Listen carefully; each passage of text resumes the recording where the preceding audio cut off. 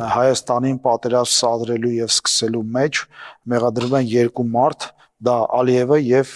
Ռոբերտ Քոչարյանը, դա այլևս փաստ է եւ կարծում եմ, որ սա այո դավաճանությանը գրեթե եւ ուրացմանը հավասարազոր հայտարարություն եւ քայլ է,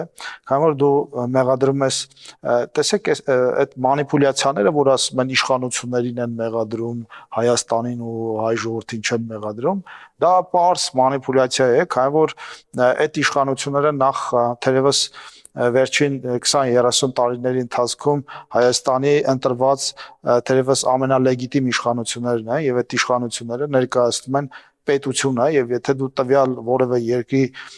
իշխանությանը մեղադրում ես որևէ հանցանքի մեջ, ապա դու նաև մեղադրում ես այդ պետությանը ու այդ ժողովրդին հանցանքի մեջ եւ դա Ռոբերտ Քոչարյանը շատ լավ գիտակցում է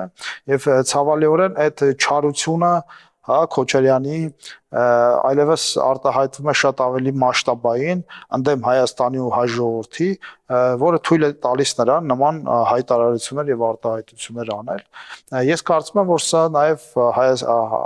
Հայաստանի ազգաբնակչությանը շատ կարեւոր հետեւություններ անելու առիթ պետք է տա։